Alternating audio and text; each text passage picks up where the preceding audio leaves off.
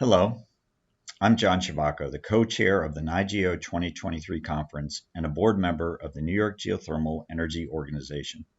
I'd like to welcome you to this recording of a live presentation from the conference, a two-day event which was held in Albany, New York on April 26th and 27th of 2023. This year's educational sessions and keynotes represent the latest in ground source heat pump system design, product innovations, and installation practices, along with important policy, regulatory, financing, and incentive updates. This presentation is one of over 40 sessions from the two-day event, all of which were recorded and available at NY-GEO's website, www.ny-geo.org, along with session descriptions and a link to download the slides from each of the sessions presented. NY-GEO is proud to make this content available to our members and other industry stakeholders, and if you are a member, thanks so much for your support and participation. If you find this content valuable and for some odd reason you are not yet a member, consider joining NY-GEO at the appropriate membership level with details available at our website. The live recording from the NY-GEO 2023 conference will start in just a moment. Thanks so much for listening. All right, everybody. It's 4:05. We're going to be really relaxed with this one last session where we're going to tie it all together. There's steps on the other side. I'm not climbing. I don't climb rocks.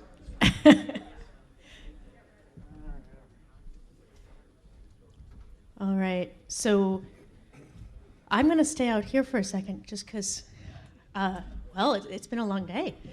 And so much gratitude to all of you for lasting all day and still being here together with us.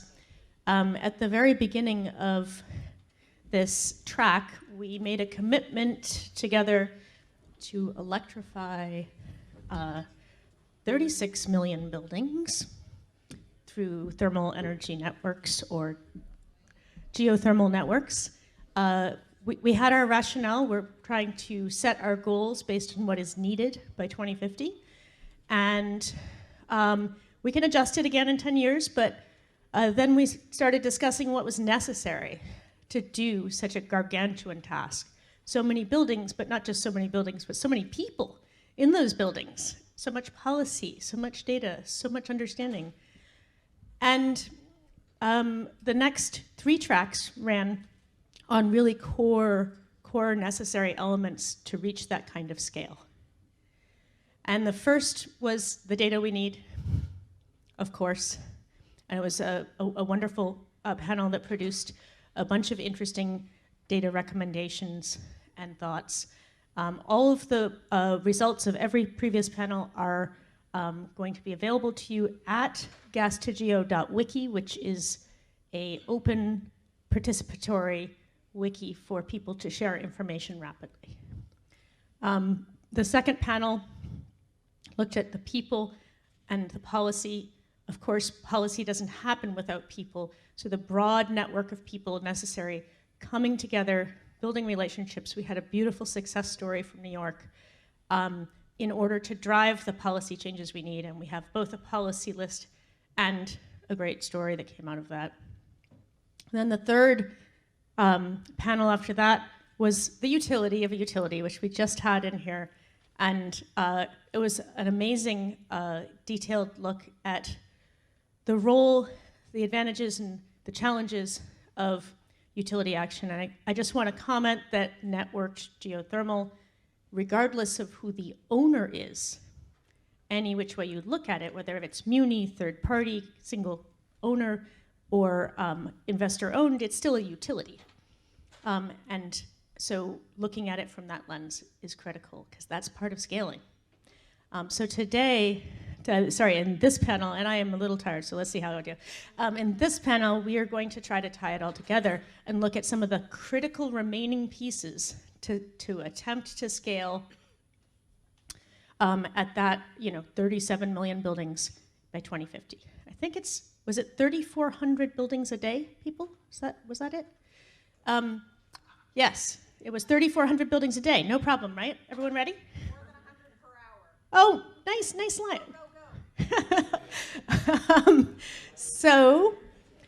We have some wonderful panelists, and I'm going to just turn it over to each of them for 5 minutes to share their core topic.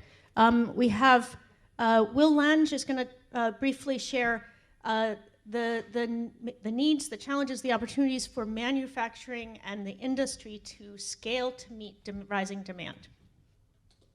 If we don't have heat pumps, we're not going to succeed, are we? And then Mark Metzner is going to talk about standardization, standards, interconnection, and the balancing between, the choices we make as we go forward with that.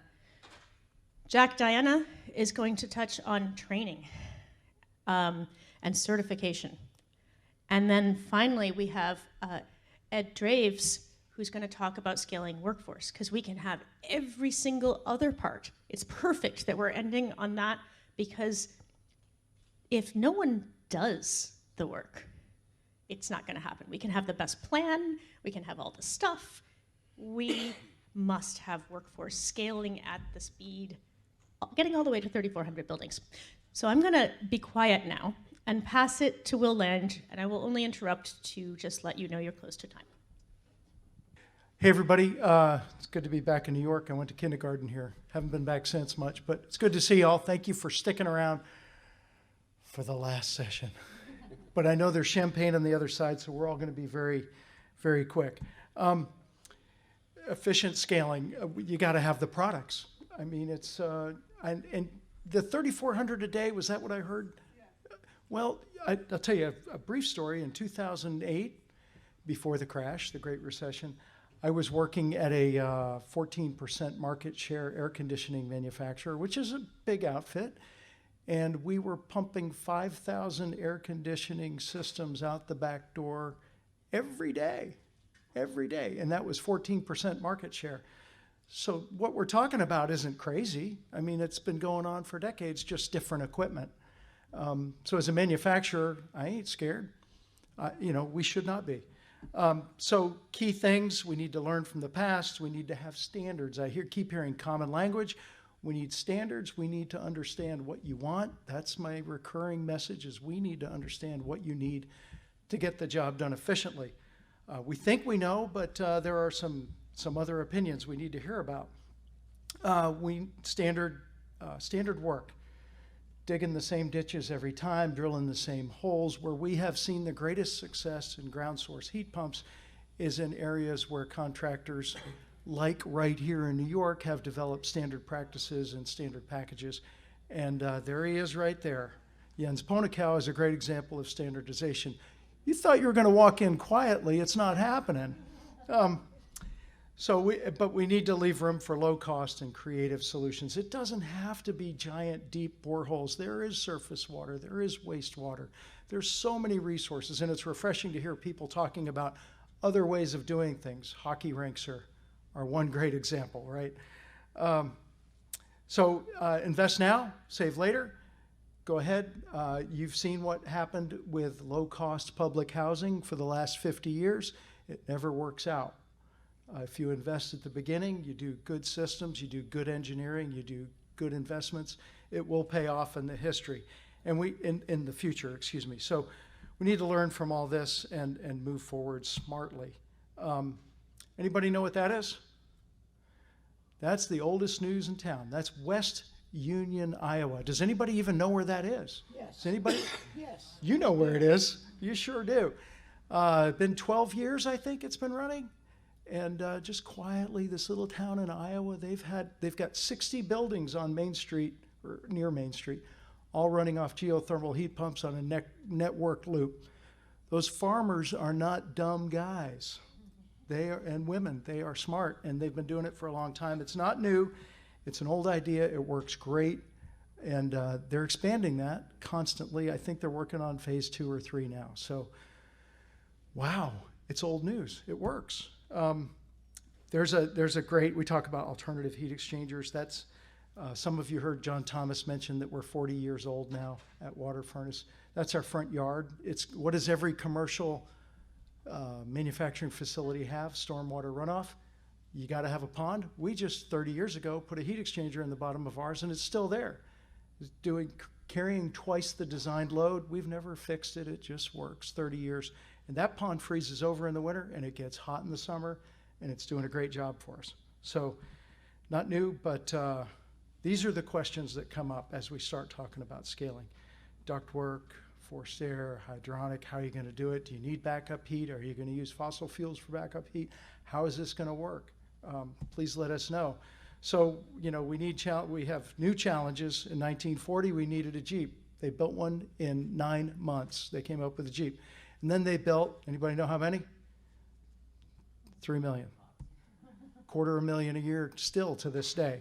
They needed a shuttle in 72, they did it.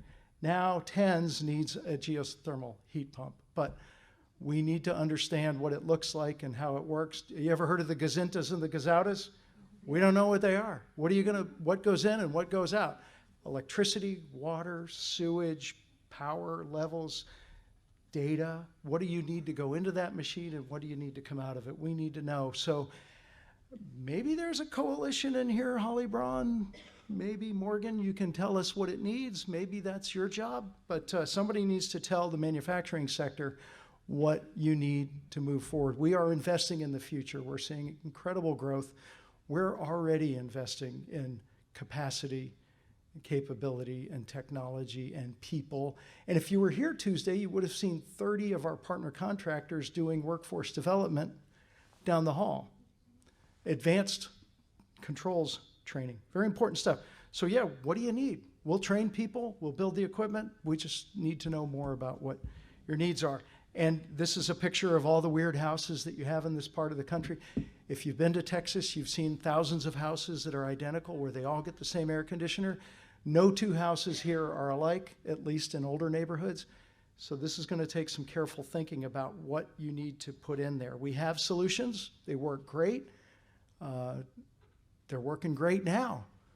I'm getting the hook, so I'll sit down, but just remember, if it's an easy fit, low cost. If it's hard to put it in, it's high cost. So we need to understand that. Use what works.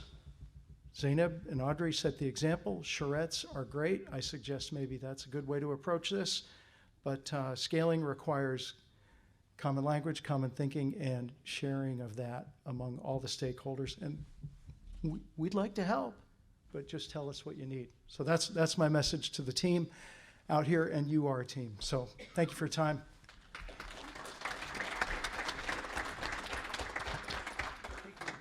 Only a stand-up? As you wish, whichever way you want. I prefer to sit down if you don't mind.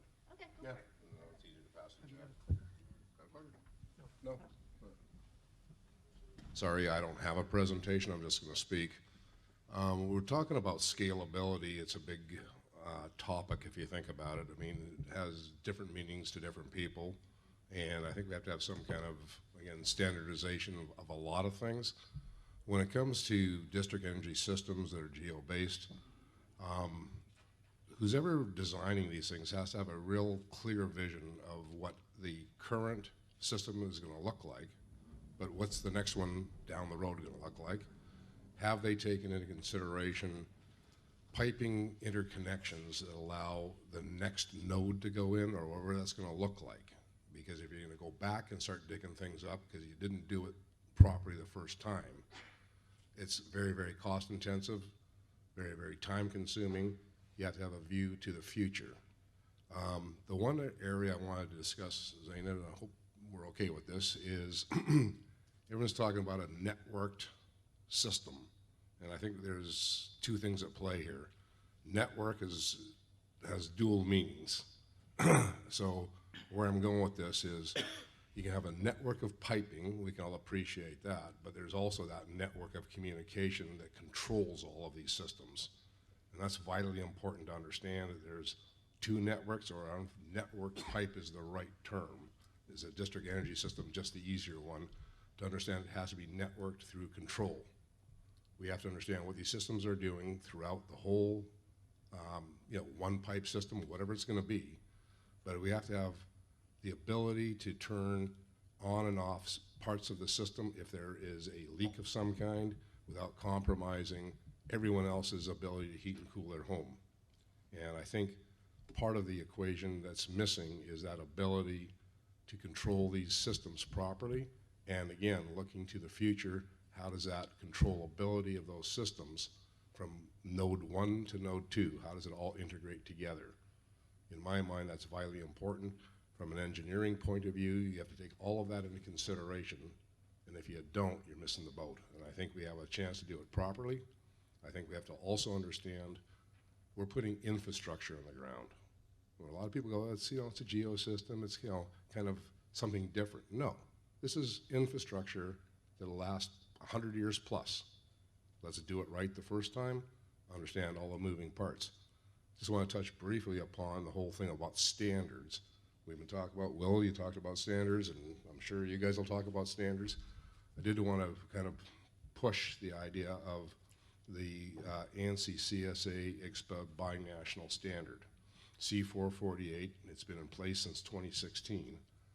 What that allows and supports is a standard approach to the installation of these systems, so that we're not doing them differently from community to community.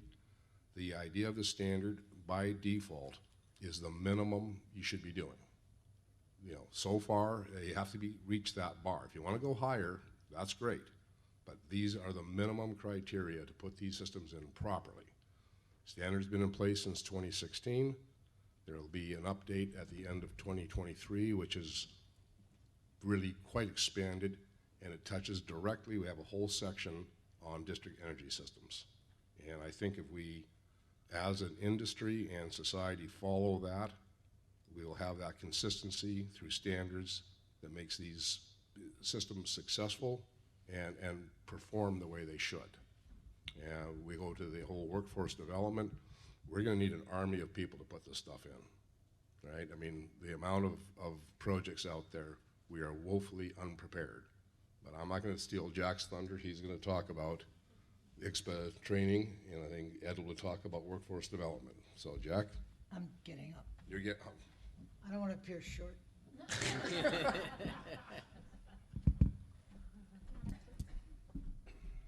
Okay, I'm Jack DiEnna, and and you're not, no. I'm Jack DiEnna, and I'm an HEET ambassador. I'm also on the executive board of the International Ground Source Heat Pump Association, which is the Center for Training and Standards, getting back to Mark's deal, of this technology.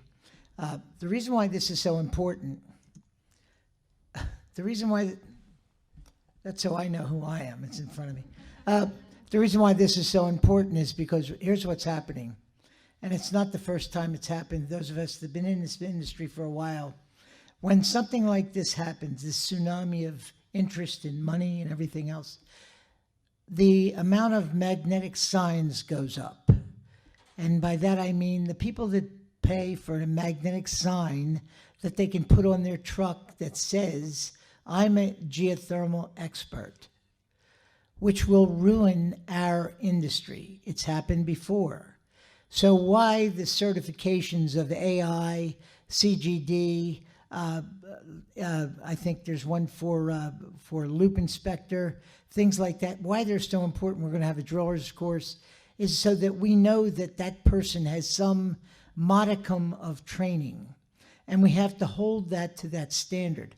I was asked by a person at this conference that, look, we don't really want to abide by what you have to do. And the rules are easy. If you're a PE for a CGD, you have to design 3 commercial projects over 20 tons. If you're not a PE, you have to have 3 years in this industry.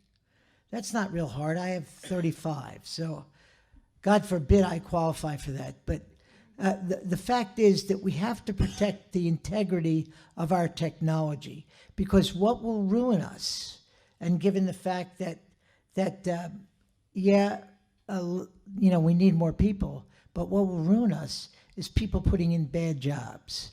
Because I can blow up Audrey's house tomorrow with gas, and they go, geez, it's too bad Audrey's house blows up, but we'll put gas right back in it. If Audrey's house doesn't work on GEO, it doesn't work in all of Massachusetts. That's the problem we have. And That sounds really funny, but it's true. So I'm going to tell everybody in this room that I would say to you, let's look for people to join our family, because this is a family. You saw that in this conference. And by the way, congratulations to the New York GEO, or NY-GEO. It's New York GEO. I can't say NY-GEO. It's New York GEO. All the people, the Aztec guys, John Rath is sitting over there. He very seldom says anything, but he's doing a hell of a job. And I'm going to tell you, I've been doing this for a long time. This tops any conference there has ever been in this industry, dating back to about 1992, okay? 1992. So you saw the interest, and if you heard Rory last night, we've got everybody on our side. We are the ones that are going to screw this up, and I clean this up because I usually would say something different than screw this up, okay? But I'm going to tell you, if we don't hold people to standards, if we don't hold people to training, if we don't hold people to the same modicum that we have for the people that are already in this, okay? I don't care what you're going to be doing. We need drillers. Brock Yorty's in the back there. We're going to bring drilling training back to IGSPA, and Venture is going to probably have a hand on that. We've got all kind of things happening. You know, Morgan in 1 minute, not according to my phone. I'm only kidding. I won't correct. She's too good. I mean, I'll tell you what, if I had the people from HEET when I started this, I would not only still be 6 feet tall, but I wouldn't be talking to you here. I'd be in the Bahamas somewhere. Okay? Congratulations. Once again, I'm going to urge everybody, if you're in this industry and you know people that want to get in this industry, come to IGSPA. We'll do the training. We've got Ed Lorenz teaching CGD. We've got Mark and the group at C448, and we've got the best team around with Jeff and Ryan leading the pack. So thanks for everybody. This is really cool, okay? And I was going to say I could die tomorrow, but hell, I'm not doing that. This is good. Everybody's smiling. I probably pissed a few people off here, but who cares, you know? They'll get over it, but they'll come back, because there's one thing about me that you can't deny. You know who the hell I am. Thanks very much, and thanks for being here.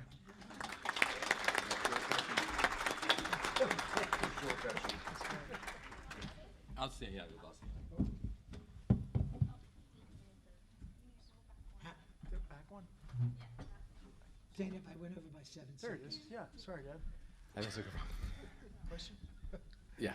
Hi, I'm Ed Draves. I'm with Shenker, Russo, Clark, and we represent the New York State pipe trades in New York that is organized plumbers, pipe fitters, and sprinkler fitters in New York. We represent 24,000 members. And we're talking about scaling. And one of the things that we did with the U10 bill here in New York was talk about utility size projects. For our members, utility size is a very important thing. We train literally every one of our members. Every one of our members goes through a 5-year program. They do over 20,000 hours on the job, plus what they do in the classroom. And so we come out with a well-trained journeyman. We still use that term, which is a bad one, but still use journeyman, who can travel anywhere in the United States and Canada and can work.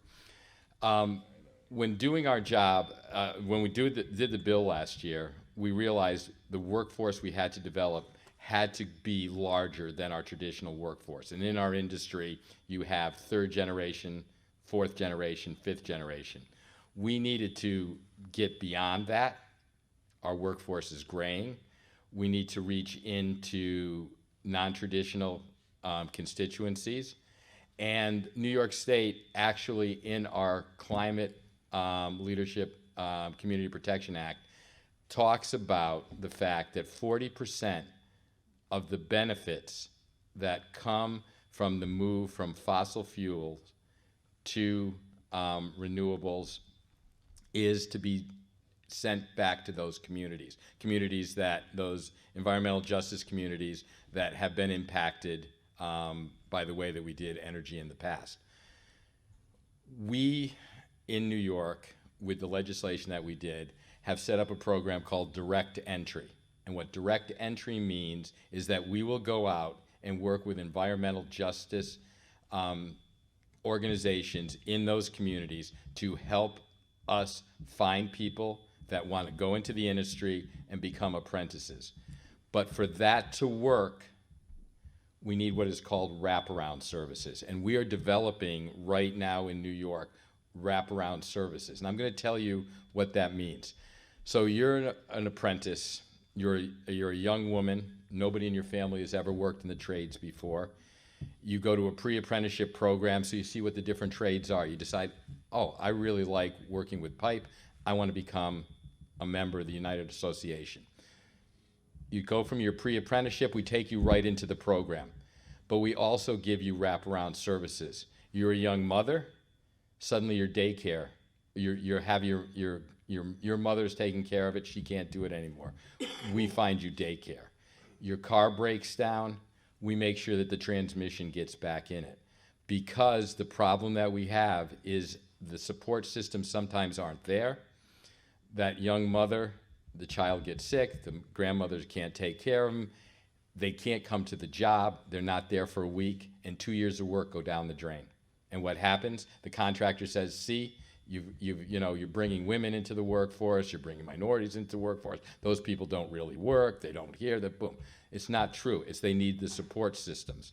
And so we're very engaged in, right now, building the support systems now, so that 3 years from now, when we start building Big Tens with utilities, and when we do Big Tens on campuses, we're gonna have the support there for those workers, those non-traditional workers, to be recruited and part of this system. So we're very, very excited. We believe in GEO. We believe that this is the way forward. We want to be a part of it, and utility scale is going to allow us to be a part of it. But we also want you to know that we're going to be developing a new workforce here. We're going to be supporting that new workforce, and we're going to be involved in residential. A lot of people think that unions don't do residential, but if you were in the Capital District right now, a lot of those, when you see trucks out there that you think are a small company, a lot of those folks are part of our union. And the reason they're part of our union is because of the benefit package that we can provide. And importantly, we can help them scale up and scale down with their workforce, and they have a highly trained workforce. What do you hear constantly, right? We hire 10 people, 4 of them don't show up on the job. When you're a union contractor, you hire 10 people, 10 of them show up on the job. So that's a huge benefit that people realize, especially in the workforce that we're dealing with right now, is a huge benefit. We're committed to this industry. We're committed to moving it forward. We're committed to going into non-traditional communities and bringing those people into the workforce. And we're committed in making a green economy. So we thank you so much for letting us participate today, and we look forward to working with you in the future.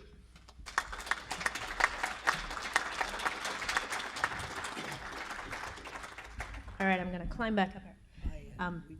Thank you so much to all of you. It was essential pieces and succinct, and what you were just talking about really felt to me a lot like cultural change as well.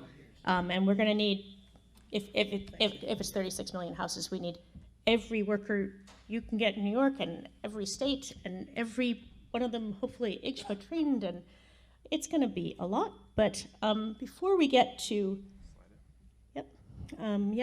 before we get to questions and discussion, I want to give everyone in the audience, because there's tons of you who know tons about this, a chance to add pieces that we have missed that are essential to scaling, large or small. So remember, we've covered the data, the people in policy, the utilities, and now manufacturing, standardization and code, training, and workforce. What have we missed? So if you scan that QR code, you can type it in and everyone can see what you're adding. They don't see that you added it, they just see your idea. Perfect. Okay. Thank you, Angie. And if you want to just contribute verbally, the old-fashioned way, go for it.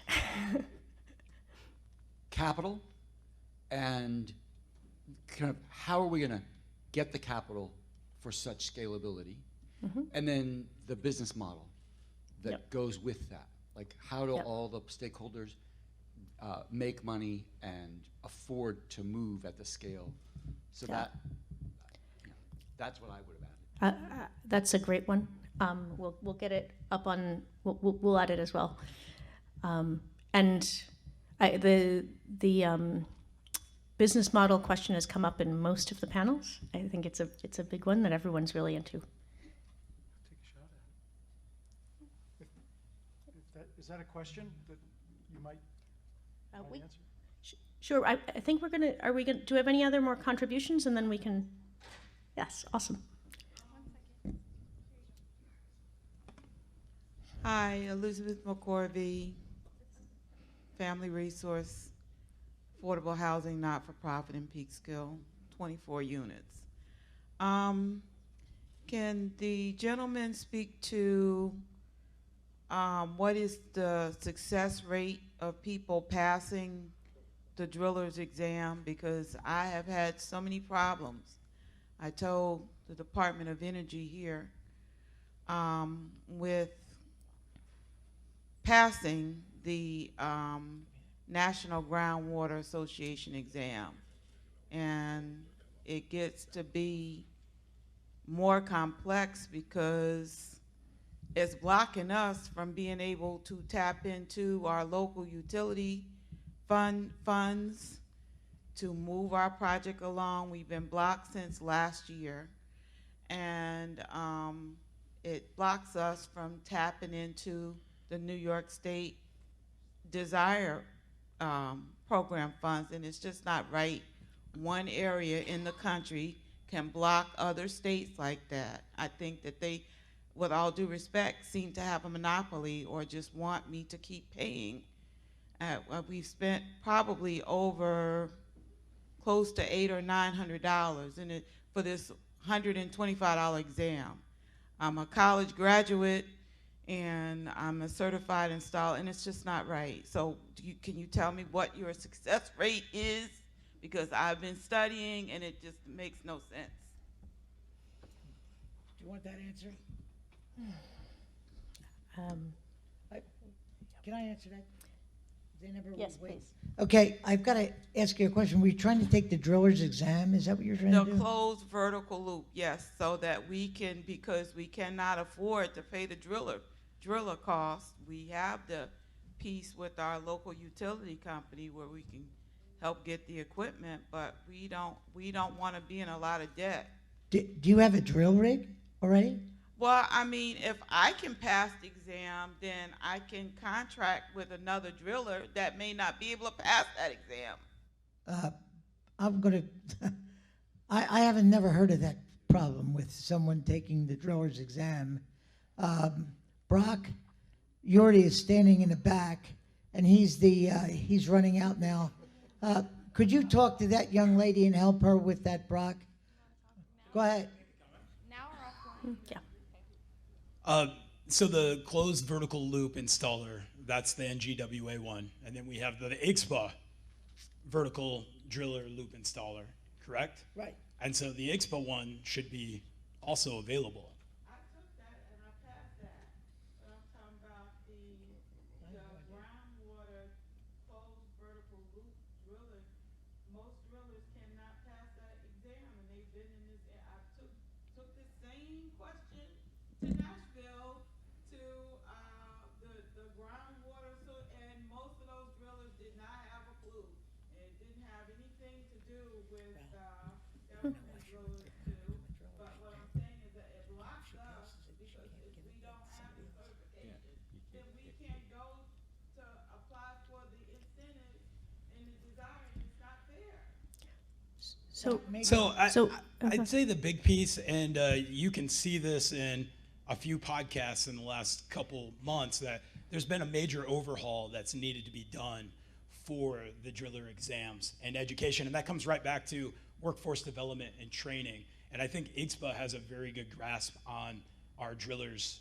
You know, there's two. So we have NGWA, we have IXPA, and that's got to be a discussion You know, and NGWA has NGWA University now, but we also have IGSPA that you're in person and being able to. And I'll get with you right after this, okay? Because I'll give you my card. Yeah. Okay. Some of those questions are very duplicative. They have one question where what's the goal of the driller so that the aquifers don't communicate, and then one not to contaminate the groundwater. Proof already. Come on. And then if we go You're Thank you so much for raising the difference between NY-GEO and IGSPA training. And this is exactly the kind of detail that we as an industry need to work out so that everyone who wants to be a certified driller and works hard can become one. So I'm totally turning it over to you guys to sort out the details. Thank you so much. And thank you for sharing. And I just want to come back to the first comment about capital because we didn't actually answer it.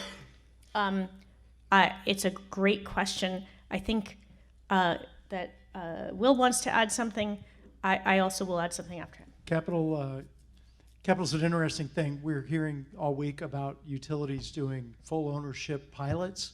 That won't last forever. Eventually, the customers are going to end up paying someday after the pilots are all over. There used to be free gas furnaces back in the day when they were putting in gas lines. That's all changed. But the capital is there today with the utility companies, and the guys with the $100 million tranches on Wall Street are looking at our 40% commercial tax credit and waiting on the IRS to clear up those rules.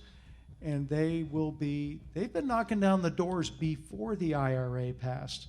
Private capital is dying to get their hands on these opportunities to build thermal energy networks. I wouldn't worry about the capital. It's coming. We just have to make sure that we partner with good humans doing good business in C Corp and B Corps. So. And I've got Lisa Dix and then Brian Arlett. Oh, okay. Go for it. Yeah. Yeah. Yep.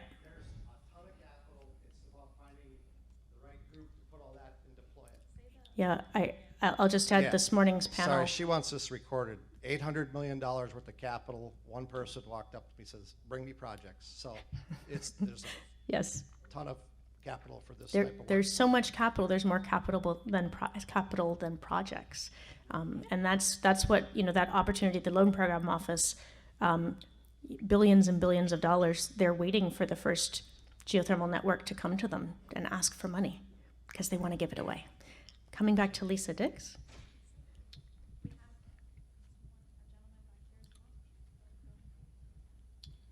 Yeah, when I listen to the conversation on workforce, I think that it's really interesting because I think I can only speak for the state of New York because that's where I work, and it seems that the workforce programs that our state is developing and the private industry is developing are, and the continual comment is that, we need all of this trained workforce. We don't have a trained workforce. We got to get it going. We got to get it fast. And, then I work with unions a lot, and then I hear that they say, well, we have, hundreds of thousands of trained workforce doing the same kinds of things that we're hearing that we have a dearth of workforce. And I think after really trying to sort this through, I think there's a couple of things that I think need to get sorted out on the workforce for scale. Because number one, we all realize we need to have giant scale, big aggregated models to get to the kind of targets that Zeynep started this off with, right? What was it, 36,000? 36 million. 36 million. So, in something a day, a lot of days. So it seems to me that, that we really need to sync up this workforce conversation. If we can learn lessons from the past, I really hope that we don't learn, that we don't repeat lessons from, when New York was scaling clean energy, right? And what it seemed like there was this whole track of creating a gig economy, right? where there's non-union jobs, non-prevailing wage, and then it really dug a lot of unions into other work because they were going to get paid work. So all I'm trying to say is that I feel like the conversation on workforce, like we really got to break through this, because I hear developers saying, look, I hear manufacturers saying, look, we need, we need to keep work costs low. But I'm hoping that we can bridge that those conversations, like in the policies that we're working through, and that we're figuring out incentives and ways that the private sector can work in a way that we can also think about how to tap into union workforce.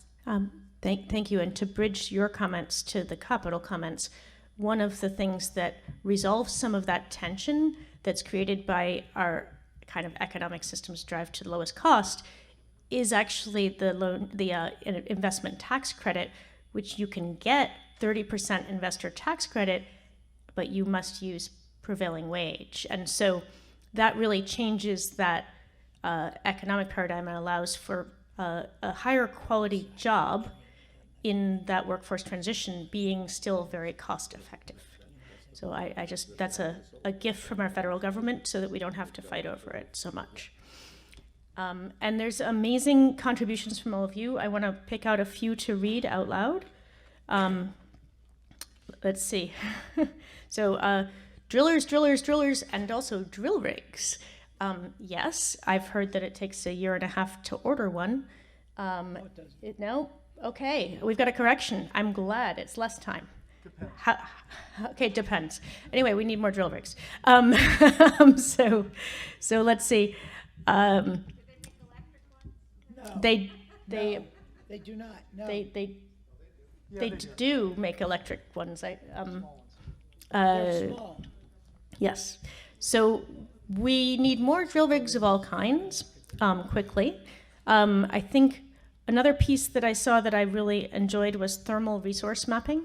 That's something we're exploring. If we have infrared images of our Earth, why can't we figure out how to make real surface thermal resource maps so we have a sense of where all of the sources and sinks are. There's another piece in here, one-touch customer retrofits. Let's make this easy. That's a wonderful, wonderful piece. And anyone really love one of these, shout it out, no worries. This is a pretty casual. So I think that there's a bunch of these that interconnect education. And if we skipped any really big thing, and yet I hesitate to say that because it's woven into absolutely everything, but education of every single stakeholder group seems to be at the base of the entire conversation today. And that's in a bunch of these comments. And equity, absolutely. Normalized language, that's come up before as well in the track. So thank you for all of these contributions. Have New York GEO become US GEO? Where's the, no, we got a boo, a cheer, okay. We have HPIP. International Ground Source Heat Pump Association, it's already there. Yes. Everyone can work together, each its own entity. Bring in municipal water utilities, that's another piece. That's a wonderful piece. Thank you. Thank you for all your contributions. We're going to go with some more questions. And then, okay. Zeynep? Yep. Can I make a couple quick comments? Yeah, I'm from Canada, so there's a lot of innovation happening there. Back to the... Sorry, we're just ahead of you guys. Electric drill rigs, so we got some colleagues that are working on that full-size drill rigs. Long plug. I'm not plugging it. I didn't say their name. No, it'll be here probably in about 18 months. So these are going to be electrified drill rigs to basically, we're doing a green environment. You have big dirty diesels, doesn't play well. And these things are way more efficient. Back to the infrared mapping, another company out of Vancouver is doing exactly that. They're looking at being able to get geographic coordinates and being able to tell you what the K value within 10% of that site is. So it's coming. We've got two more over there, Ange. Thank you. Hi, Sandra, Hawk Drilling Company. Really interested in the idea of an all-electric drill rig. So Mark, first, what would be a price tag on that? Two, who's already played with it? Because the information that we're being given is that this was tried with dump trucks in New York City, and each and every one failed within about 4 hours of use. Yep. So Canada is a nice place for it to be tried, because then we're working with extreme cold temperatures, which has posed a problem apparently. So, you know, how much has this been played with? Again, what's a price tag? Are we going to be maybe looking at whatever company is manufacturing this to get to the U.S.? The rigs will go wherever the money is. That's kind of simple, right?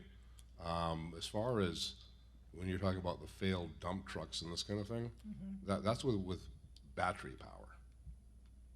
These are basically plugged in. I mean, it's big, heavy cables, but they're taking power directly from the grid. How long can it run for? As long as there's electricity. Right. Pardon me? Right.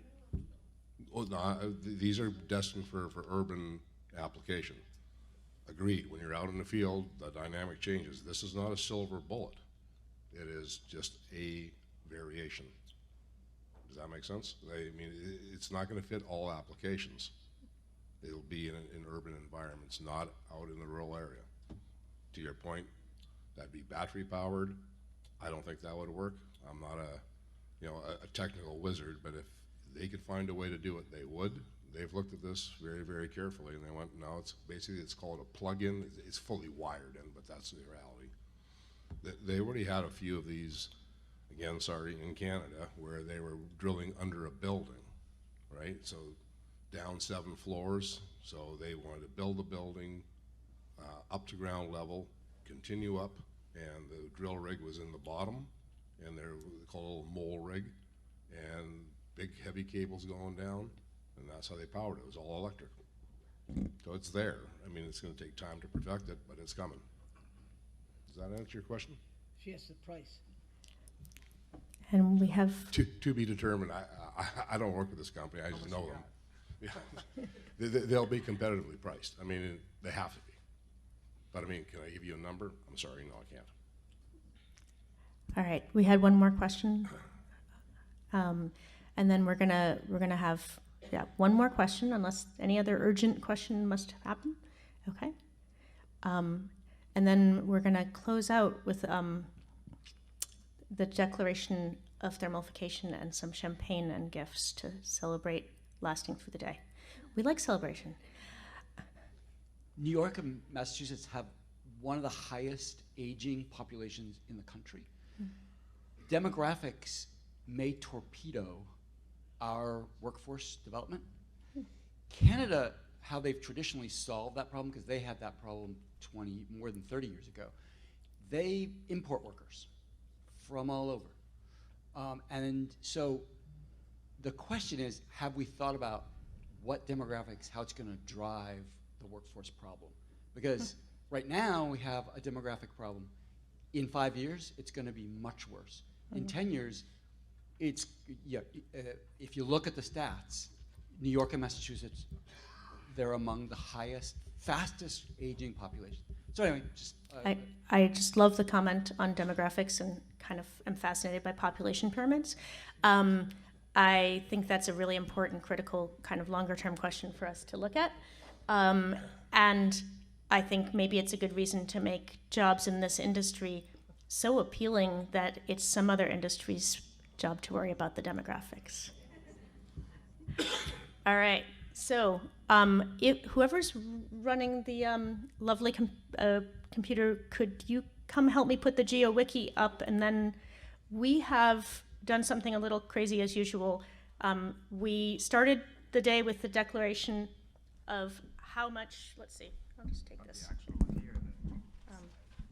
Let's show the wiki and then put the declaration. Oh, thank you. All right. All right. Logistics continuing to work. So The first thing we want to do is not end here. We all do want to go home, but we want the conversation to continue. We want all the work everyone has done to actually have impact and grow. And the way we're proposing to do that, and if you have a different way, a better way, please tell us. We love comments and feedback. We've launched this week a Gas to Geo wiki. Thank you, Eric, and Angie and others and Carrie who've put many hours into this. It is intended as a start, a skeleton from which you can make it what we need. And so there's an attempt to make basic information and information from many perspectives available to create a deeper set of menus. Perhaps if you want to add anything? No. Okay. And so you can add, we will have some moderators making sure that, it's not a problematic space in terms of anything terrible happening. Zeynep, can I add a few things? Yes, yeah, please. so this is, we launched this because obviously we had to prepare for today and we wanted to make it available to everybody, but I just want to say that this is just the start. We want to get you all contributing, adding sections to the wiki, adding pages to our wiki. We want to add a forum feature with specific topics that have come out of these sessions. So it's going to be evolving in real time, and we want you to be a part of it. So just know that this is a start, and that you're welcome to inform what it will look like. And you can see it's not got the HEET logo. We made it for all of you to use. It's intended to be a way for us to share information and to keep building this conversation. So all of the slide decks and all of the work produced today in this track will be here with the ability to keep going. So you can go home, get a good rest, then get back on the wiki and get to work. Can I add something? Yes, please. Yeah, so just head to gas2geo.wiki and you can create an account up here in the top right. As soon as you create an account, you'll be able to edit the wiki and make changes to it just like Wikipedia. And moderators will, if they don't love your contribution or think changes need to be made, will try to interpret it and improve it as opposed to just reject things. So yeah, come contribute. Very lightly moderated, just to make it not an abusive space. And of course the amusing thing is going to be how many times people change the name of the technology, right? Like back and forth, 10s, geothermal networks, 5G. We have a list for that. Yes, it's already on there. We do. So that's one thing. And then we want to move to our closeout. We have behind those doors is champagne. And there are gift boxes to take with you that have some really great cakes in them. And they really are. And all of that is both to celebrate getting to this point, because we titled this originally The Birth of a Thermal Utility. And I think that's what a bunch of people, Donovan Gordon has been saying, is that that's what we're part of. Let's stop for a moment and actually celebrate what we get to be have a chance to be a part of. And everyone in this room is a part of it. Many more people outside of this room. It is the beginning of something that has an enormous amount of potential and a lot of excitement, and that's a really special thing. So we have the Declaration of Thermalification, which is a little bit tongue-in-cheek and handwritten, and a bunch of the gas utilities who had to leave early signed already. And I am hesitating to read the whole thing out loud. But Angie, if you want to read the first paragraph or so. Sure. I should have had Carrie, your handwriting's great. Okay, at New York GEO, April 2023, the Declaration of Thermalification. When in the course of climate change, It becomes necessary for people to solve decarbonization mandates by interconnecting buildings one to another and to the bedrock of the earth, and the separate and equal access to thermal well-being, which the laws of nature entitle us. A decent respect for life on earth requires that we declare the causes which impel us to enact this thermal interconnection. I'm going to read the whole thing, it's so good. We hold these truths to be self-evident, that all people are created equal, that we are endowed with certain unalienable rights to thermal well-being, that among these are equitable access to affordable, reliable, and safe heating and cooling, without compromise of our health, our air quality, or our electric grid peaks and prices.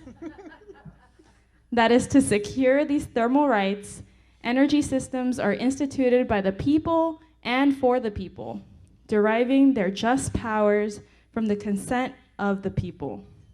That whenever the use of any form of energy system becomes unable to meet these ends, it's the right of the people and those representing the people to transform the energy system. That the foundation of the energy system shall be built on such principles and organizing its powers in such form as shall seem most likely to optimize the safety, reliability, affordability, security, equity, and emissions resulting from the people's pursuit of thermal happiness.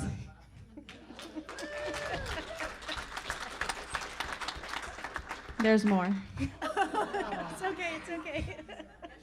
It's okay. Prudence indeed will dictate that energy systems long established should not be changed for light and transient causes. But when said energy system is inseparable from a long change of emissions and from dependence in global supply chains, it is our right, it is our duty to together move beyond such an energy system and to design and build new independent thermal energy infrastructure for our future, our children's futures, and our nation's secure future. Thus, last part, we do declare our shared determination to transform the thermal energy course, our urban built infrastructure to thermal networks rooted by geothermal exchange, optimized and strengthened by interconnection, adaptable to changing climate and thermal opportunities. Who's signing it? Yeah. The champagne is behind those doors, as well as the gifts. And thank you again. So much gratitude for you all being here and being part of this and participating. Thank you to our panelists. Thank you. The other hand.